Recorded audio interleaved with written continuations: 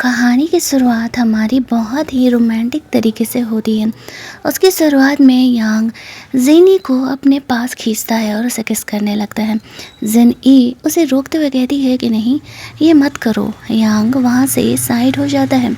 अब ये दोनों मेल कपल के बीच ये कहानी यहाँ तक कैसे पहुँची, जानने के लिए सिर्फ कुछ दिन पहले चलते हैं, जहाँ पर कि जिन ई, जो कि गरीब फैमिली से बिलोंग करती थी, पार्ट टाइम जॉब्स किया करती थी अपने ट्यूशन का खर्चा निकालने के लिए, तो उसे टूर गाइड का जॉब मिला था। वहीं यांग अपने शहर से दूर अपना मूड हल्का करने के लिए यहाँ पहाड़ों में आया हुआ था। उसके दोस्त उसे कह रहे थे कि जल्दी से मूड फ्रेश करके वापस आ जाओ, तुम्हारी फियांसे लिली तुम्हारा इंतज़ार कर रही है। यांग का कहना था, मैंने उसे अपनी फियांसे माना नहीं है, मेरी फैमिली ज़बरदस्ती मेरी शादी करा रही है। तभी वहाँ पर जिन ई यांग के पास आती है। यांग तो उसे देखते रह जाता है, वो उसे इतनी खूबसूरत लगती है। उसे ऐसा लगता है माना जिन ई से खूबसूरत लड़की उसने अपने लाइफ में देखा ही नहीं है। यहाँ पर जिनी यांग को बस एक नॉर्मल कस्टमर की तरह ट्रीट करते हुए उसे बात करने के लिए जाती है। खुद के बारे में वो उससे पूछता है तो जेनी अपना इंट्रोडक्शन देती है। नाम एज वगैरह बताने के बाद बताती है कि वो उसकी गाइड होने वाली है और वो उसे यहाँ पहाड़ों के आसपास का एरिया घुमाएगी। यांग को इस बात से कोई प्रॉब्लम नहीं था, वो इनफैक्ट खुशी हो जाता है। भले ही जिनी को नहीं पता था कि यांग उसके बारे में डे वन से ही, या फिर ये कहे तो पहली नज़र से ही क्या सोचने लगा है। जिनी ने यांग को उसका होटल वगैरह पे बुक कराया था, तो वो कहाँ स्टे करने वाला है, ये सारी बातें उसे पता था। जेनी का नॉर्मल बिहेवियर भी यांग को उसकी तरफ अट्रैक्ट कर रहा था। जेनी इन बातों को ज़्यादा ध्यान नहीं देती है। भले ही यांग उसे भी बहुत ही हैंडसम लगता था, लेकिन उसकी नज़र में तो वो उसका कस्टमर है। ऊपर से वो इतना ज़्यादा अमीर है, तो जेनी तो उसके बारे में सोच ही नहीं सकती है। अगले दिन वो आसपास का लोकल एरिया घुमाने के लिए उसे लेकर के जाती है, जहाँ पर कि वो अपने ओल्ड क्लासमेट गो, जिसकी मॉम यहाँ पर स्टॉल लगाई हुई थी, उसके शॉप पर लेकर के जाती है। लगे हाथ वो यहाँ पर उसके शॉप से भी कुछ चीज़ें खरीदवा लेना चाहती थी, ताकि उसका भी बिक्री हो जाए। यहाँ पर यांग सच में कुछ चीज़ों को बाय भी कर लेता है। फिर जेनी उसे टेंपल वगैरह लेकर के जाती है और वो लोग आसपास घूम रहे थे। यांग की नज़र तो जेनी से हट ही नहीं रही थी, वो उससे पूरी तरीके से अट्रैक्टेड हो चुका था। यांग का यहाँ पे अब तक कोई रिलेशनशिप भी नहीं रहा था। वो रात में बैठ करके ड्रिंक कर रहा था अकेले। उसे उसके दोस्त का कॉल आता है। वो अपने दोस्त को इस बारे में बताता है कि शायद वो किसी लड़की से अट्रैक्टेड फील कर रहा है। उसका दोस्त उसे कहता है कि देख भाई, जैसी हमारी ज़िंदगी है, टाइम पास करना तक तो ठीक है, लेकिन तुम जानते हो कि बिना अमीर फैमिली बैकग्राउंड के हमारी फैमिली उनसे शादी नहीं करने देगी। बट यांग फ़ोन कट कर देता है। वो बाहर स्मोक करने के लिए निकलता है तो देखता है कि जेनी पार्ट टाइम जॉब कर रही है, लेकिन कुछ कस्टमर वहाँ पर जेनी को परेशान करने लगते हैं, छेड़ने लगते हैं। यांग जेनी का हेल्प करने के लिए जाता है, उन बदमाश गुंडों से उसे बचाता है और कहता है कि कैसे तुम्हारे पेरेंट हैं, वो तुम्हें ऐसे काम कैसे करने दे सकते हैं। जेनी कहती है सबकी ज़िंदगी उसकी तरह नहीं होती ना, और उसे पार्ट टाइम जॉब करना पड़ता है ताकि वो अपने कॉलेज का पैसा का खर्चा निकाल सके। वैसे वो यांग को थैंक्स बोलती है उसका जान बचाने के लिए। यांग उसका हेल्प तो करना चाहता था, लेकिन उसे पता था कि अगर वो डायरेक्टली उसे पैसे ऑफर करेगा तो जेनी वो पैसे कभी नहीं लेगी। दैट्स वही वो उसके बारे में और ज़्यादा जानने के बारे में सोचता है। वो यांग को उसके होटल तक छोड़ती है और फिर अपने घर निकलती है। घर जाने पर उसकी मॉम जेनी को डांट लगाते हुए कहती है कि इतना लेट कैसे हुआ, जा कर के खाना बनाओ, सब लोग भूखे हैं, हमें भूखे मारोगी क्या। जेनी कुछ नहीं कहती, उसे हर रोज़ इतना ही काम करना पड़ता था। उसकी माँ अपने नालायक बेटे को ज़्यादा प्यार करती थी। वो कुछ नहीं करता था, न पढ़ता था, न ही काम करता था, सिर्फ टाइम पास करता था। वहीं जेनी घर के काम करती थी, कॉलेज जाती थी, बाहर भी जॉब करती थी ताकि अपना खर्चा निकाल सके। कमरे में उसने एक बॉक्स छुपा करके रखा था, जिसमें कि वो अपनी ट्यूशन के खर्चे के लिए पैसे जमा कर रही थी। अब वहाँ पर थोड़ी ही दिनों में उसका ट्यूशन के लिए, कॉलेज जाने के लिए वो पैसा जमा होने वाला था। उसके लाइफ में बस वही एक मोटिवेशन बचा था। अगले दिन वो यांग के साथ निकलती है ऊपर पहाड़ों पर उसे घुमाने के लिए। अचानक से वो स्लिप करके गिरने लगती है, तो यांग उसे संभाल लेता है। दोनों के बीच यहाँ रोमांटिक मोमेंट क्रिएट होता है। वो उसे किस करने के लिए आगे बढ़ ही रहा था कि तभी वहाँ पर जेनी के कुछ और लोग भी यहाँ पर आ जाते हैं। वो लोग यहाँ पर यांग को देख करके इम्प्रेस होने लगते हैं कि वो इतना हैंडसम है। वो जेनी के दोस्त कह सकते थे या पड़ोसी। वो लोग जेनी से यांग के बारे में पूछने लगते हैं कि ये क्या है, क्या नाम है, कहाँ का है, इतना हैंडसम है। जेनी कहती है मुझे कुछ भी नहीं पता, मैं तो सिर्फ यहाँ पर उसका काम कर रही हूँ। रात में यांग जब अपने कमरे में था तो वो अपने दोस्त से बात कर रहा था। वो जेनी के बारे में उसे हर चीज़ बताते रहता है। जेनी यांग से मिलने के लिए जाती है और वो उसके लिए कुछ चीज़ें ले करके आई हुई थी। वो उसे कल का प्लान भी बता रही थी कि असल में कल वो दोनों कहाँ कहाँ घूमने जाने वाले हैं। साथ ही में नीचे सारे पार्टी कर रहे हैं। लड़कियों ने जानबूझकर के जेनी को भेजा था यांग को नीचे लेकर के आने के लिए, तो वो यांग को नीचे चलने के लिए बोलती है और वो मान भी जाता है। जेनी यहाँ की लोकल चीज़ें यांग को खाने के लिए दे रही थी। ये जो रेड ड्रेस वाली लड़की थी ना, उसे जेनी से जलस होने लगता है क्योंकि यांग उसे भाव दे रहा था। रात में वो उसके कमरे में फ्लर्ट करने के लिए चली जाती है और गलती से जेनी ये देख लेती है। वो वहाँ से चली जाती है सोचते हुए के साथ वो यहाँ का फ्री टाइम डिस्टर्ब कर रही है। अगले दिन वो वापस से यांग को बाहर घुमाने के लिए लेकर के जाती है। यांग थोड़ा शांत था। वो खुद ही जेनी को क्लियर करता है कि उसने कल रात उस लड़की को कमरे में अंदर नहीं आने दिया। जेनी बस चुपचाप हाँ कह के चुप हो जाती है। तभी वहाँ पर उसका क्लासमेट गो आता है जो कि जेनी को अपना स्कार्फ ऑफ़र करता है और फिर अपने दोस्त के साथ वहाँ से चले जाता है, जिसे देख करके यांग को बहुत ही जेलस होने लगता है। वो जेनी से पूछता है क्या ये तुम्हारा बॉयफ्रेंड है। जेनी जैसे ही ना कहती है वो उसका स्टॉल फेंक करके अपना स्कार्फ जेनी को पहना देता है। जेनी उसका स्कार्फ भी रख लेती है, उसे उसका स्कार्फ लौटाना भी तो था। वो यांग को बाहर घुमा रही थी लेकिन यांग यहाँ अपने जेलसी को कंट्रोल नहीं कर पाता है और आगे बढ़ के जेनी को किस कर लेता है। जेनी गुस्से में उससे पूछती है कि ये क्या बिहेवियर था। यांग उसे कहता है कि गो उसके लायक नहीं है, वो उसके लिए सही नहीं है, वो उससे दूर रहे। जेनी को यांग का ये रिएक्शन समझ नहीं आता है कि वो ऐसे रिएक्ट कैसे कर सकती है। वो उसे कहती है कि हम कल मिलते हैं, आई थिंक आज के लिए ये थोड़ा ज़्यादा हो गया। वो बहुत ही ऑकवर्ड थी कि यांग ने उसे इस तरीके से कैसे किस किया। उनके बीच तो ऐसा कुछ भी नहीं है। वो एक तो बहुत ज़्यादा ही सैड थी, ऊपर से जब घर जाती है तो उसकी मॉम उसे पहले की तरह ही डांट लगाते हुए खाना बनाने के लिए बोलती है। जेनी थोड़ी देर के लिए अपने कमरे में जाती है। वो बहुत ही रो रही थी। खुद को संभालते हुए देखती है कि उसके बॉक्स से तो पैसे गायब है।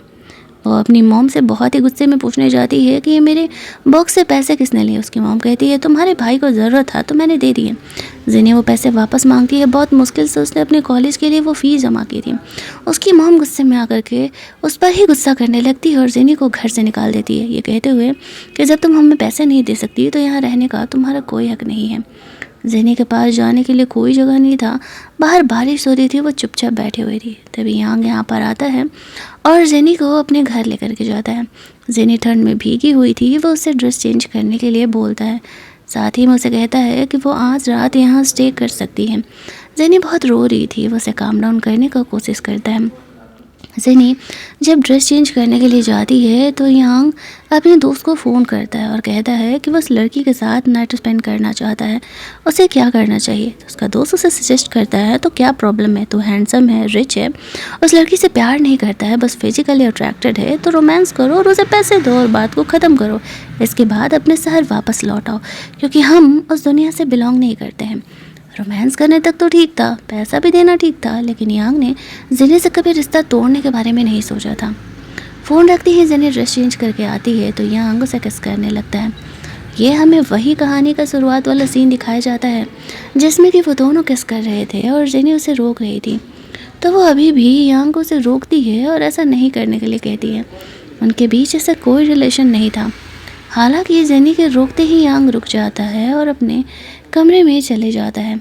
अब जेनी ऐसा सिचुएशन में आ रहा है तो सकती नहीं थी तो वो बाहर निकल जाती है। वो सोचती है वो कहाँ जाएगी इतनी रात को, उसके पास तो पैसे भी नहीं होटल लेने के लिए। वो अपनी ग्रैंड मदर को कॉल करके अपनी मॉम की सारी हरकतों के बारे में बताती है, लेकिन उसकी ग्रैंड मदर उसी की मॉम को सपोर्ट करते हुए कहती है कि तुम्हें घर चले जाना चाहिए। जेनी को पैसे चाहिए थे अपने कॉलेज के लिए। वो यहाँ के पास वापस आती है। यांग को कहती है वो उसके साथ इंटीमेट होने के लिए तैयार है लेकिन बदले में उसे पैसे चाहिए। यांग को नहीं पता था कि जेनी को किस लिए पैसे चाहिए, बट शायद वो अपने डिज़ायर को रोक नहीं पाता है और वो जेनी की बात मान जाता है। वो दोनों यहाँ पर इंटीमेट होते हैं। ये जेनी का फर्स्ट टाइम था, वो बहुत ही ज़्यादा नर्वस थी। रोमांस करने के बाद दोनों साथ में ही सो जाते हैं। अगली सुबह जब यांग की नींद खुलती है तो सामने उसके फ्रेंड का कॉल आ रहा था। उसका फ्रेंड उसे कहता है, लगता है कि तुम्हारी कल रात बहुत अच्छी बीती है। यांग उसे कहता है, इतनी रात को क्यों फ़ोन कर रहे हो, मतलब इतना सुबह सुबह क्यों फ़ोन कर रहे हो। उसका दोस्त कहता है, देख भाई अब बात हो गया ना, तब पैसे दे करके मैटर ख़त्म कर, ज़्यादा इमोशनली अटैच होने की ज़रूरत नहीं है। यांग फ़ोन रखता है। जेनी जगती है। यांग जेनी को कहता है कि पैसे मैंने तुम्हें दे दिए हैं तो तुम्हें और किसी चीज़ के बारे में सोचने की ज़रूरत नहीं है। जेनी यहाँ पर बहुत ही ऑकवर्ड थी। ये सब कुछ होने के बाद वो यांग के साथ अपना रिलेशन तोड़ करके यहाँ से जाने के बारे में डिसाइड करती है, क्योंकि उनके बीच डील था कि वो यांग के साथ इंटीमेट होगी और यांग उसे पैसे देगा, उससे ज़्यादा और कुछ नहीं। वो दोनों एक बार और यहाँ पर इंटीमेट होते हैं और फिर यांग टायर्ड होकर के सो जाता है। जब वो सुबह जगता है तो देखता है कि जेनी ने असल में उसके लिए नोट छोड़ा है। उस नोट में उसने लिखा था कि वो यांग का अपना डील पूरा करके जा रही है, वो यांग के साथ इंटीमेट हो चुकी है और वो उसके पैसे लेकर के जा रही है। आई होप अगर हम कभी फ्यूचर में मिलें तो वो ऐसे रिएक्ट करे कि वो उसे जानता ही नहीं है। यांग ने कभी एक्सपेक्ट नहीं किया था कि जेनी इस तरीके से उसे छोड़ करके चली जाएगी। यहाँ पर वो उसे कॉल करता है लेकिन फ़ोन ही नहीं लगता उसका। जेनी ने अपना सिम निकाल दिया था। वो अपने कॉलेज में कहती है किसी को भी उसके बारे में नहीं बताने के लिए। वो अपना जिस कॉलेज में जा रही थी वहाँ का सब कुछ सेटिंग उसने कर लिया था। यांग जहाँ जहाँ जेनी को ढूंढ सकता था उस शहर में ढूंढता है, उसके कॉलेज भी जाता है, लेकिन उसे वहाँ पर भी उसके बारे में कोई इन्फॉर्मेशन नहीं मिलता है। जेनी यांग के लाइफ से ऐसे गायब हो गई थी जैसे कि वो थी ही नहीं। और यहाँ पर जेनी गू की मॉम को उसका स्कार्फ लौटाने के लिए जाती है तो उसकी माँ इनडायरेक्टली उसे कहती है कि ऐसा है ना, हमें तुम्हारे घर के बारे में पता है कि वो लोग कैसे हैं, तो मेरे बेटा का पीछा छोड़ दो, उसका फ्यूचर बहुत ज़्यादा अच्छा है। इस बात पर जेनी उसे कहती है, मैं आपके बेटे में इंटरेस्टेड भी नहीं हूँ, वो मेरे पीछे पड़े रहता है, मैं सिर्फ उसका स्टॉल लौटाने के लिए आई हूँ, मैं यहाँ से वापस जा रही हूँ वैसे भी। ये कहते हुए वो वहाँ से हमेशा हमेशा के लिए चली जाती है। अब दूसरे सीन में हम लोग देखते हैं कि यांग भी अपने शहर लौट जाता है और जेनी को बहुत मिस कर रहा था। अपने दोस्तों को बताता है, उसके दोस्तों से कहते हैं, यार एक लड़की ही तो है, इससे इतना ज़्यादा अटैच होने की क्या ही ज़रूरत है, तू ना चिल कर, वैसे कितनी लड़कियां मिल जाएंगी। कुछ खूबसूरत लड़कियों को उसका दोस्त उसके लिए बुलाता भी है, लेकिन उसे उनमें से किसी में भी इंटरेस्ट नहीं था। वो उन सबको डांटते हुए वहाँ से जाने के लिए बोल देता है। इस बात को 3 साल बीत जाता है। 3 साल बाद जेनी अपना कॉलेज कंप्लीट करके कंपनी में जॉब कर रही थी। अपने मॉम डैड से नहीं ही बात किया करती थी। यहाँ पर बहुत सारे लड़के जेनी पे लाइन मारते थे, लेकिन जेनी उन सबको रिजेक्ट कर दिया करती थी। वहीं दूसरी तरफ यांग के पेरेंट उसे शादी करने के लिए फोर्स कर रहे थे, जहाँ पर कि यांग साफ तौर से मना कर देता है। वो लिली में इंटरेस्टेड नहीं है और उससे तो किसी हालत में शादी नहीं करेगा। तभी उसे जेनी की एक झलक दिखती है। से ऐसा लगने लगता है कि कहीं वो सच में जेनी ही तो नहीं है। उसने अपने दोस्त को जितना हो सकता था जेनी के बारे में उसका हुलिया बता करके उसे ढूंढने के लिए बोला था, लेकिन कोई उसके बारे में उसे इन्फॉर्मेशन ही नहीं मिल रहा था। जेनी को देखती है वो ढूंढने के लिए निकलता है, लेकिन वो उसे ढूंढ नहीं पाता है। ऐसा लगता है कि शायद वो जेनी को हेलुसिनेट कर रहा है। वहीं दूसरी तरफ हम लोग देखते हैं कि जेनी अगले दिन जब ऑफिस में थी तो उसे पता चलता है कि अगले दिन से बॉस का जो बेटा है वो कंपनी संभालने के लिए आ रहा है। सारे बहुत खुश थे क्योंकि वो बहुत ही हैंडसम था, लेकिन वो कोई और नहीं यांग होने वाला था। जेनी ने अब तक यांग को देखा नहीं था। यांग की नज़र एक झलक वापस से जेनी पर पड़ती है। उसे ऐसा लगता है कि सच में कहीं जेनी ही तो नहीं है। सारे लोगों से वेलकम करने के बाद अपने अपने प्लेस पर चले जाते हैं। यांग का सेक्रेटरी जेनी को उसके ऑफिस में लेकर के जाता है, क्योंकि जेनी का काम बहुत अच्छा था और उसे अप्रिशिएट करने के लिए अब जेनी को लगता है उसने जो नए बॉस को देखा था वो यांग की तरह दिख रहा था, कहीं वो यांग ही तो नहीं है। वो काफ़ी कन्फ्यूजन में थी। डरते डरते वहाँ ऑफिस में पहुँचती है। सच में सामने यांग था।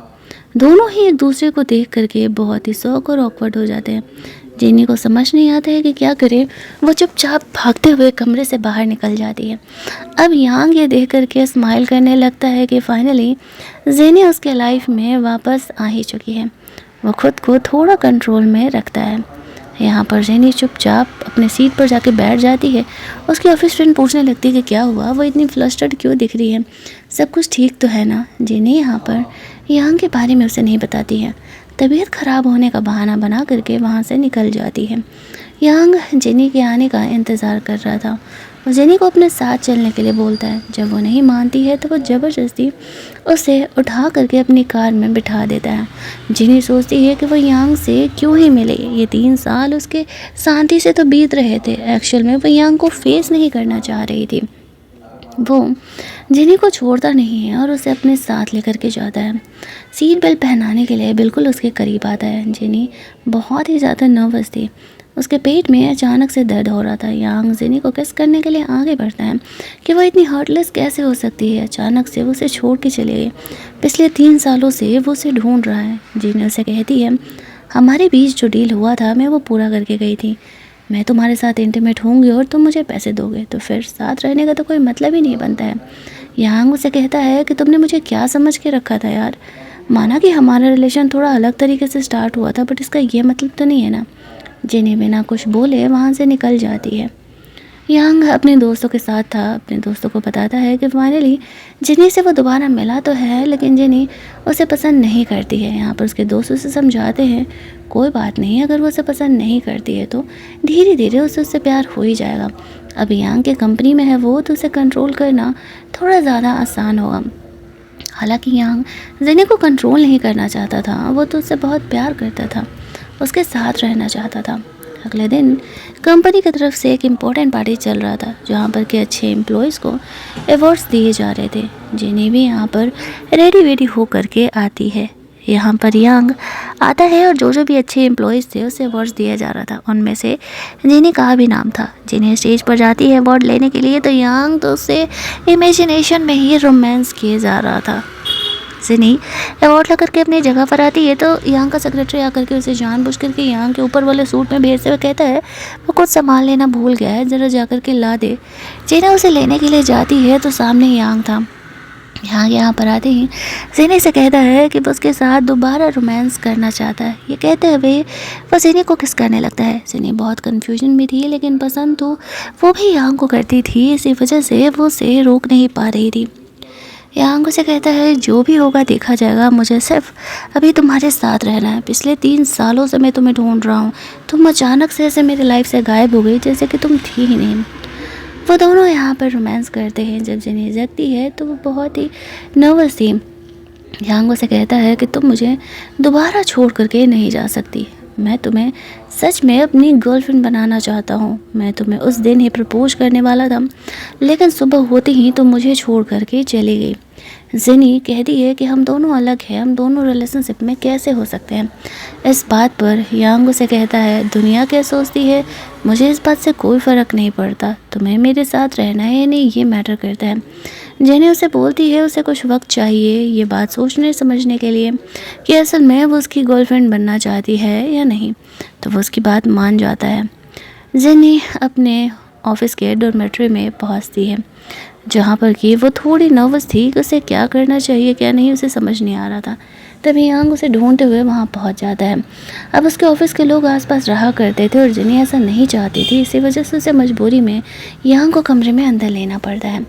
यांग अगले 3-4 दिनों के लिए जेनी के घर में ही रहने वाला था। जेनी चाह करके भी उसे वहाँ से निकाल नहीं सकती थी, तो वो दोनों साथ ही वहाँ पर रहते हैं। और यहाँ पर हम लोग देखते हैं कि जेनी जैसे ही 3-4 दिनों बाद ऑफिस जाती है, तो यहाँ पर कुछ लोग जो कि जेनी से जेलस हुआ करते थे आपस में गॉसिप करने लगते कि बड़ा खुद को सती सावित्री दिखाती थी कि उसका बॉयफ्रेंड भी नहीं है। पिछले 3-4 दिनों से तो किसी लड़के की आवाज़ उसके फ्लैट से आ रही थी। वो बहुत ही कैरेक्टरलेस है, इसी वजह से इतने लड़कों को रिजेक्ट किया है उसने, मुझे तो पता ही है। अब जेनी ये बातों को सुनती है, और उनमें से एक वो भी लड़का था जो कि जेनी को पहले फ्लर्ट किया करता था, लेकिन जेनी ने उसे रिजेक्ट कर दिया था। यहाँ पे तो वो इस तरीके से उसकी और बुराई करने लगता है। तभी हम लोग देखते हैं कि बात बहुत ज़्यादा ही बढ़ जाता है, पूरा तमाशा होने लगता है यहाँ पर। तभी यांग अपने ऑफिस से बाहर आता है, पूछता है क्या हो रहा है। वह लड़का जेनी की बुराई करते हुए कहता है कि ये कितनी घटिया लड़की है, ऑफिस के लड़कों को पटाना ही सिर्फ उसका ये काम है। अब यांग ये सुनते हैं उस लड़की की पहले तो पिटाई लगाता है और साथ ही में उस लड़के को जॉब से निकाल देता है, ये कहते हुए कि तुम मेरी कंपनी की लड़कियों को कैसे हैरेस कर सकते हो और तुम्हें यहाँ काम करने का कोई हक नहीं है। सारे ये सोचने लगते हैं कि क्या यांग सच में इतना अच्छा बॉस है जो कि वो इतनी छोटी सी बात को लेकर के इतना ज़्यादा हंगामा खड़ा कर रहा है। और इतना ही नहीं, उसने तो उसे जॉब से भी निकाल दिया। वो जेनी को अपने ऑफिस में लेकर के जाता है और वो रोने लगती है। वो उसे काम डाउन करते हुए कहता है क्या हुआ। जेनी उसे कहती है तुम्हारी वजह से ये सब कुछ हो रहा है, अगर तुम उस 3 दिनों के लिए नहीं रहते तो मेरी इतनी बदनामी नहीं हो रही होती। यांग उसे कहता है तो कोई बात नहीं, ऐसा होगा तो हम रिलेशनशिप को पब्लिक कर देंगे। लेकिन जेनी ऐसा नहीं चाहती थी। यांग उसे अपने साथ अपने घर पर रहने के लिए बोलता है। जेनी उसकी बात मान जाती है, उसके साथ उसके घर पर रहने के लिए तैयार हो जाती है। घर लेकर के जाती है। मेड लोग आपस में गॉसिप कर रहे थे कि जेनी का क्या बैकग्राउंड है भाई, पहली बार वो उसे घर लेकर गया किसी लड़की को। वहीं दूसरी तरफ रात में यांग उसके साथ फ्लर्ट करते हुए कहता है मेरे कमरे का बेड बहुत ही सॉफ्ट है, क्या वो ट्राई करना चाहिए। ये कहते हुए वो दोनों यहाँ पर एक दूसरे से रोमांस करने लगते हैं। अब यांग यहाँ पर जेनी को अपने साथ रखने वाला था, वो यहाँ पर उसे किसी हालत में खुद से दूर नहीं जाने देने वाला था। जेनी भी यांग के साथ रिलेशनशिप को ट्राई करना चाहती थी, भले ही उनका रिलेशन आगे बढ़े या ना बढ़े वो तो वक्त बताएगा। अगले दिन जो यांग था वो जेनी को अपने दोस्तों से मिलने के लिए लेकर के जाता है। जेनी थोड़ी नर्वस थी लेकिन उसके दोस्त उसे काफ़ी काम डाउन, काफ़ी नॉर्मल फील कराते हैं और कोई भी उसे ऑकवर्ड फील नहीं करा रहा था। यांग का सपोर्ट जो था, सारे ही जेनी को काफ़ी बड़ाई करते हैं कि जेनी तो बहुत ही ज़्यादा खूबसूरत है। जेनी ने एक्सपेक्ट नहीं किया था कि यांग के दोस्त उसे इतने अच्छे तरीके से अपनाने वाले हैं। जब वो दोनों पार्टी करके लौट रहे थे तभी हम लोग यांग के फियोंसे लिली को देखते हैं। उसे यांग और जेनी के बारे में पता चला था। वो जानती थी कि जेनी जैसी लड़कियां पैसे के लिए यांग जैसे अमीर लड़के के आगे पीछे तो मंडराती ही रहती हैं। वो यांग को बस अपना एक प्रोडक्ट समझती थी, पसंद तो वो भी नहीं करती थी। भले ही मैरिज हो रहा था तो वो यांग को किसी और लड़की के साथ नहीं देख सकती थी। यहाँ पर यांग जेनी को वहाँ से घर छोड़ने के लिए जाता है। अगले दिन वो उसे अपने साथ ही ऑफिस लेकर के आया था, लेकिन जेनी ऑफिस के पहले ही निकल जाती है ताकि यहाँ पर किसी को उसके साथ आने का पता न चले। ऑफिस में जाने पर उसकी दोस्त जेनी से पूछ रही थी सच में जेनी ने बॉयफ्रेंड बना लिया क्या उसके गले पे लव बर्ड देख करके, लेकिन जेनी इस बात को एक्सेप्ट नहीं करती है। तभी वहाँ पर लिली ने कंपनी ज्वाइन कर लिया था। वो काफ़ी ऊंची पोजीशन पर ज्वाइन की थी तो सबको उसे बहुत ही समझना पड़ रहा था। लिली जेनी से मिलती है और उसे अपने ऑफिस में मिलने के लिए बुलाती है। जेनी जब उससे मिलने के लिए जाती है, लिली उसे क्लियर करती है मुझे पता है कि तुम्हारे और यहाँ के बीच क्या रिलेशन चल रहा है, लेकिन तुम दोनों का कोई फ्यूचर नहीं है। मैं यहाँ की लीगल फियोंसे हूँ और हम दोनों जल्द ही शादी करने वाले हैं, तो बेहतर होगा कि तुम समझदार हो कि तुम्हारी औकात क्या है और यहाँ की लाइफ में तुम्हें कितने दिनों के लिए रहना है ये तो तुम अच्छे तरीके से जानती हो।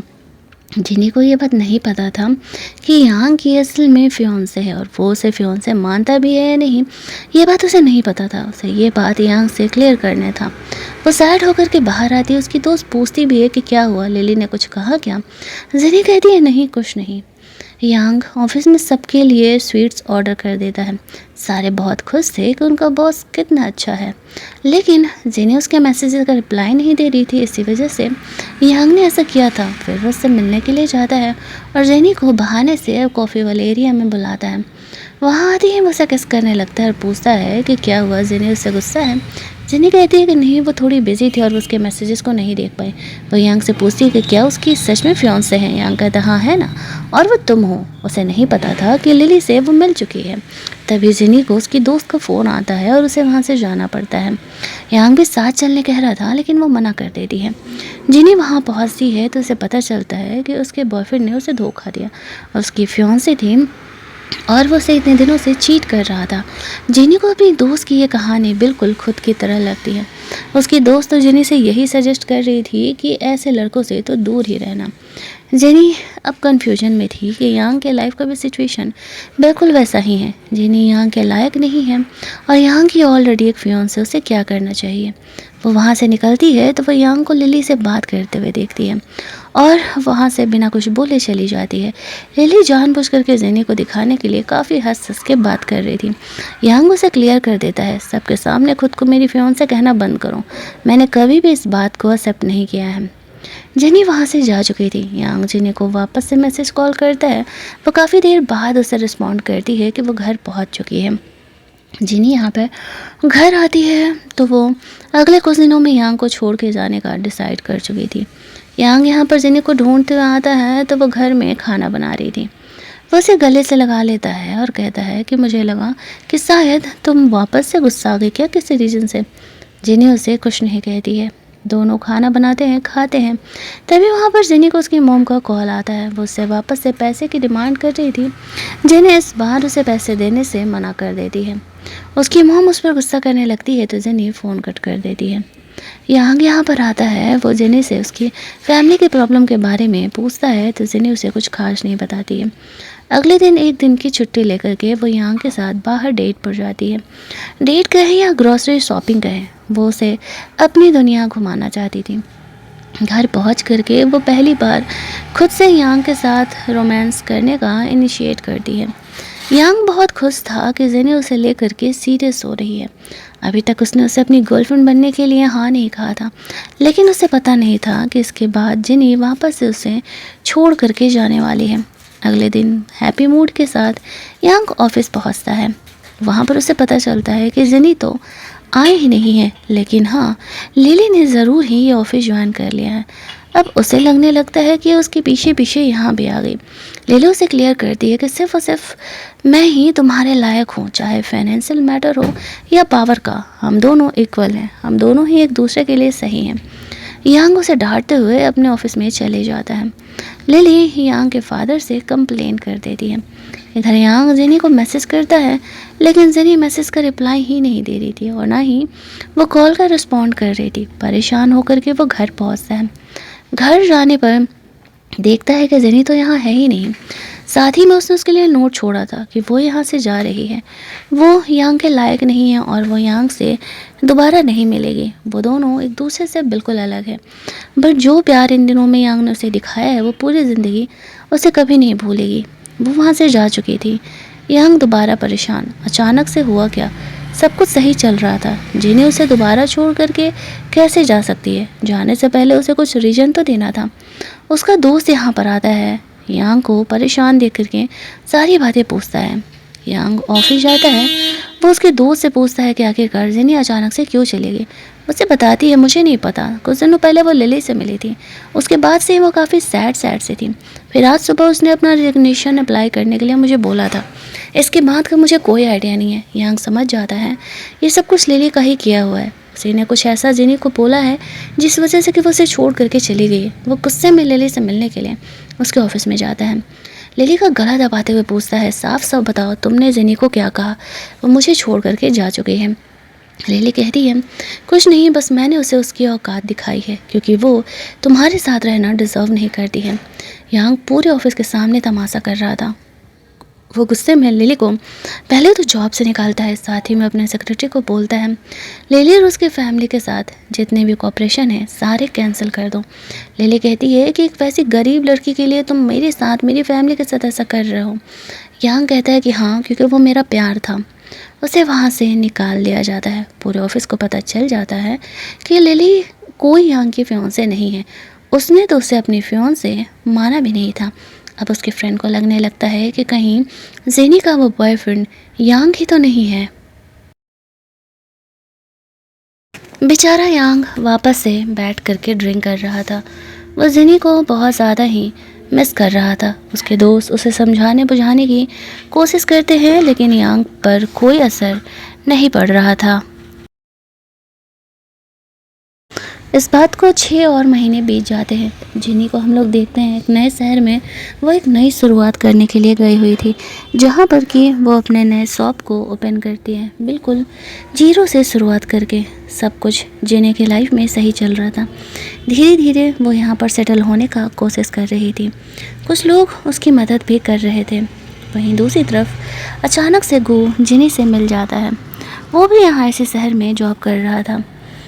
इधर दूसरी तरफ यांग के मॉम डैड यांग को अब प्रेशराइज कर रहे थे शादी करने के लिए।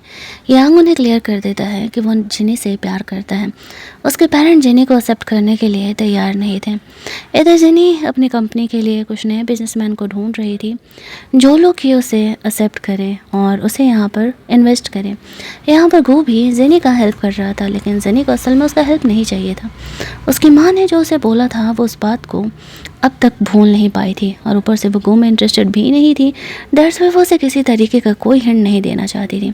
वो अकेले ही अपना सब कुछ संभाल रही थी। एक दिन वो अपनी कंपनी के लिए प्रेजेंटेशन देने के लिए गई हुई थी, जहाँ पर कि लोगों को जिनी का प्रेजेंटेशन बहुत पसंद आता है और वो लोग उसमें इन्वेस्ट करने के लिए तैयार हो जाते हैं। इधर बेचारा यांग जिनी को हर जगह ढूंढ ढूंढ करके परेशान हो गया था। कई बार तो उसे ऐसा लगता था कि शायद उसने जिनी को देखा, बट फिर उसे लगता था कि शायद वो हेलुसिनेट कर रहा है।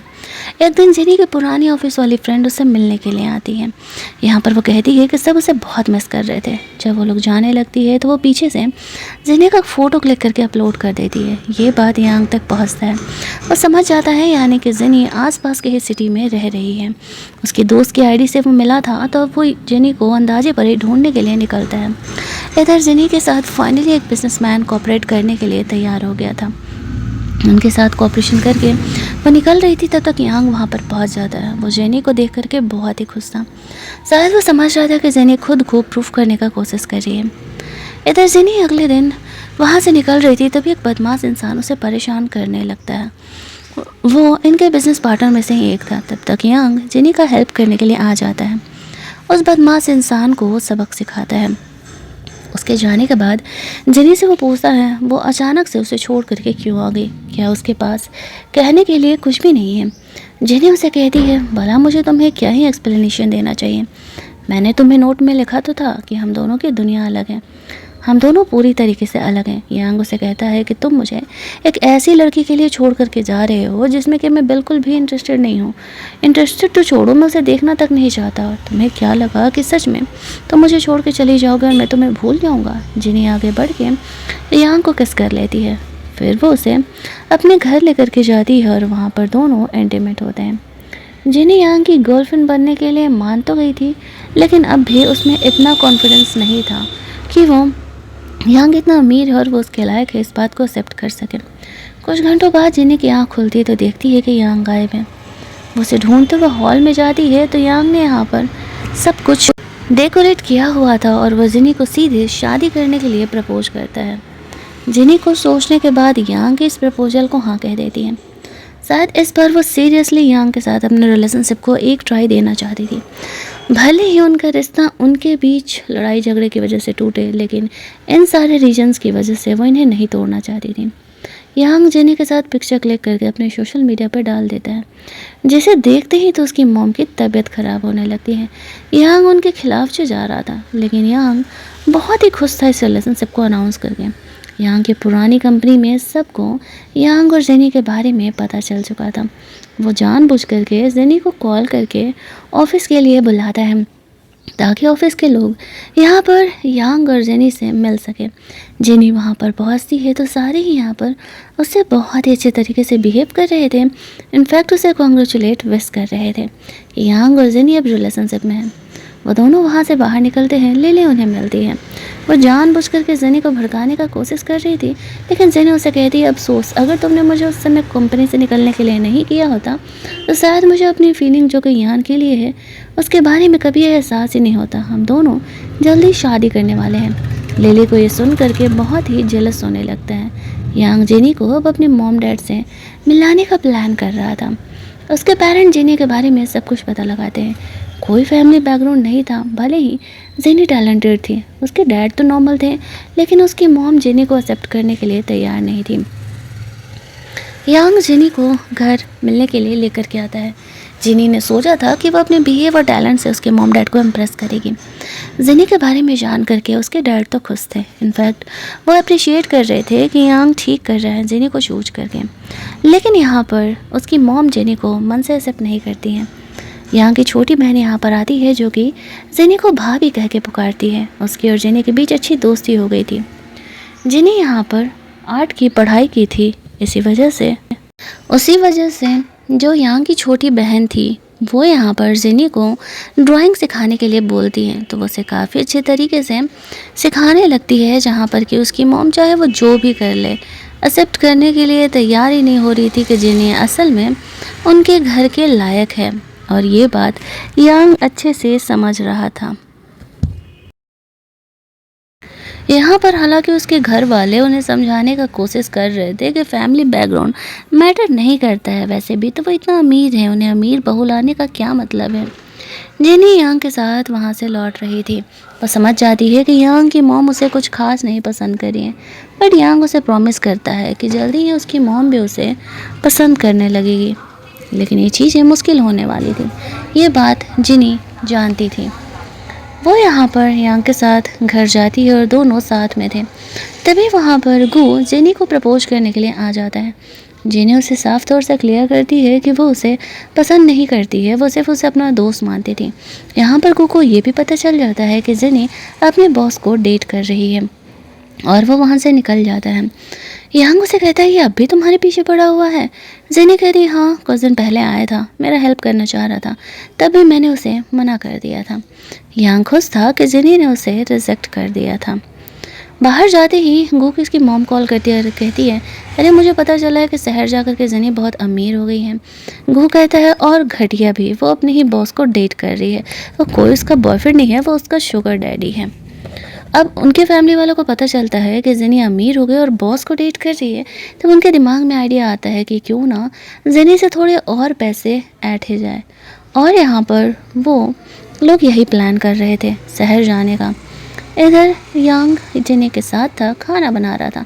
उसकी मॉम को उससे फ़ोन आ रहा था, जिनी फ़ोन नहीं उठाती है। वो कहती है मेरी फैमिली को अब तक ये बात पता चल चुका होगा, अगर वो लोग आते हैं और तुमसे पूछते हैं तो तुम्हारा मेरे साथ कोई रिलेशन भी है, ये बात को एक्सेप्ट मत करना, वरना वो लोग तुमसे पैसे ऐंठने की कोशिश करेंगे। यांग इस बात के लिए ओके कह देता है। वहीं दूसरी तरफ जो यांग की बहन थी वो अपनी मॉम को कहने का कोशिश करती है कि जिनी अच्छी लड़की है, आपको इस बारे में थोड़ा सीरियसली सोचना चाहिए। लेकिन उसकी मॉम तो इसी बात पर अकड़ी हुई थी कि नहीं, जिनी गरीब घर से बिलोंग करती है और वो हमारे घर में बहू बन के आना डिज़र्व नहीं करती है। अगले दिन सच में जिनी के जो पेरेंट्स थे अपने बेटे को लेकर के कंपनी पहुंच जाते हैं। यांग से पैसे लेने की कोशिश करने लगते हैं। यांग को जिनी की बात याद आती है और वो साफ तौर से ये बात क्लियर कर देता है उसके और जिनी के बीच ऐसा कुछ भी नहीं चल रहा है, जो कुछ भी है वो सब कुछ रूमर है, बेहतर होगा कि वो लोग वहाँ से चले जाएं। अब उसके पेरेंट्स जाने का नाम नहीं ले रहे थे, उन्हें ज़बरदस्ती वहाँ से निकाला जाता है। यांग के मॉम डैड कंपनी आए हुए थे, वो लोग जिनी के फैमिली को यहाँ पर देखते हैं। वो लोग काफ़ी हंगामा करते हुए वहाँ से जा रहे थे, जिस वजह से कि उसकी मॉम का मूड थोड़ा और ऑफ हो जाता है कि जिनी के फैमिली वाले इतने ज़्यादा अमीर हैं, वो तो और हमारे घर में आ कर के रहना डिज़र्व नहीं करती है। वो जिनी से मिलने का अकेले में डिसाइड करती है। घर जा कर के ये सारी बातें यांग उसे बताता है तो जिनी उसे सॉरी बोलते हुए कहती है कि सॉरी, मेरी वजह से तुम्हें ये सब कुछ झेलना पड़ रहा है। यांग कहता है कोई बात नहीं, तुम्हारी फैमिली थी, मैंने उन्हें समझा दिया है। यहाँ पर अगली सुबह उसे यहाँ की मॉम का कॉल आता है, जो कि उसे अकेले मिलने आने के लिए बोलती हैं। वो समझ जाती हैं कि कुछ ना कुछ मैटर ज़रूर है, इसी वजह से वो यांग को नहीं बताती है और उसकी मॉम से मिलने के लिए चली जाती है। उसकी मॉम उसे कहती है देखा तुमने कल तुम्हारी फैमिली आकर के ऑफिस में कितना तमाशा कर रही थी, तुम्हें क्या लगता है इस तरीके की सिचुएशन के साथ तुम हमारे घर में आना डिज़र्व करती हो? ये रखो पैसे और मेरे बेटे को छोड़ करके चले जाओ। जेनी यहाँ पर साफ तौर से मना कर देती है, आंटी इसी वजह से मैंने कितने साल तक यांग को इग्नोर किया था, लेकिन अब मैं उससे अलग नहीं रह सकती, मैं ये पैसे नहीं एक्सेप्ट कर सकती। तभी वहाँ पर यांग आता है और वह जेनी को वहाँ से लेकर के जाता है। रात में जेनी की बहन यांग की बहन का फ़ोन जेनी को आता है। वो दोनों कुछ देर तक एक दूसरे से बातें करते हैं। उसकी बहन तो जेनी से बहुत ही अच्छे तरीके से बिहेव कर रही थी। अगले दिन कंपनी में लिली यांग से मिलने के लिए आती है।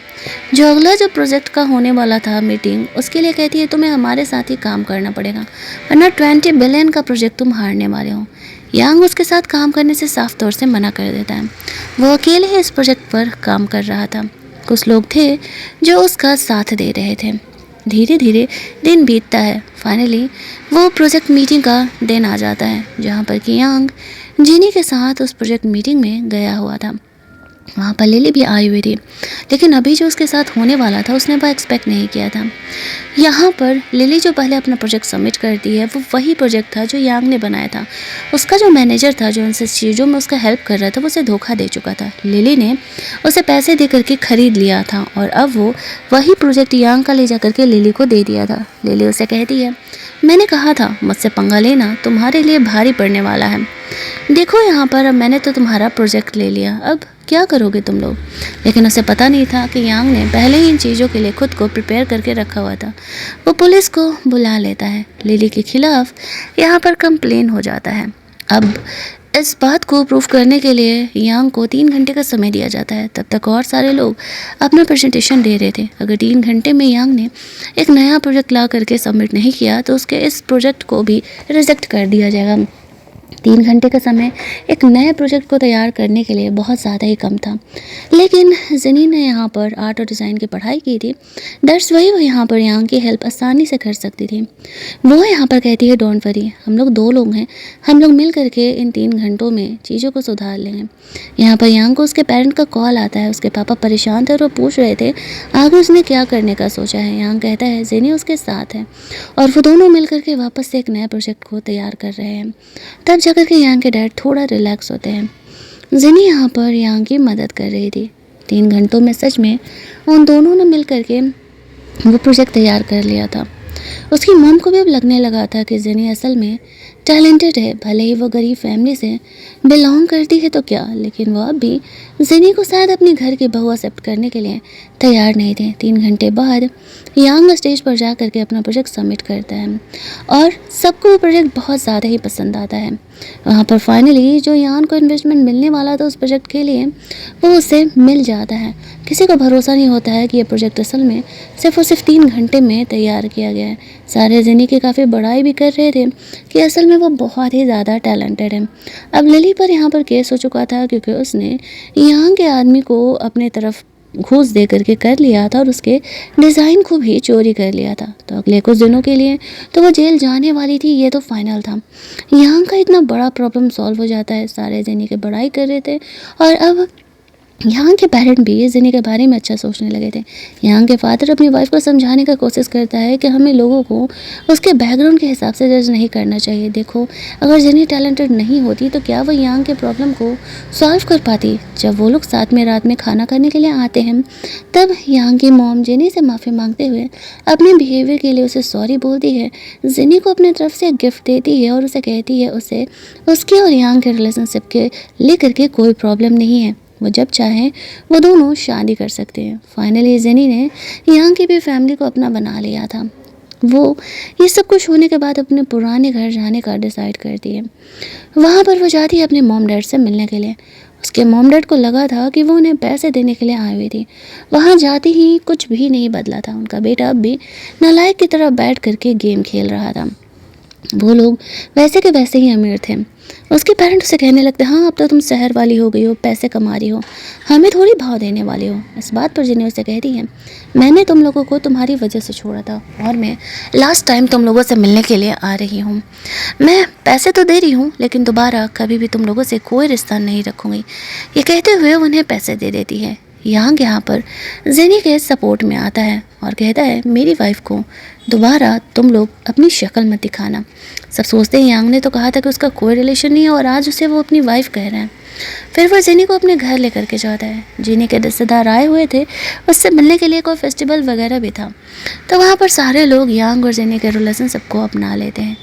कहानी के एंडिंग में हम लोग देखते हैं कि फाइनली यांग और जिनी की शादी हो जाती है। ये कहानी यहीं पर हमारे एंड कर दी जाती है। तो अगर आपको ये कहानी अच्छी लगी होगी, वीडियो को लाइक और शेयर करना मत भूलना। चैनल को सब्सक्राइब कर लेना ताकि नए वीडियोज़ के नोटिफिकेशन आपको मिलते रहें। चलिए जल्दी से मिल लेते हैं हम लोग एक और नई कहानी के हिंदी एक्सप्लेनेशन में।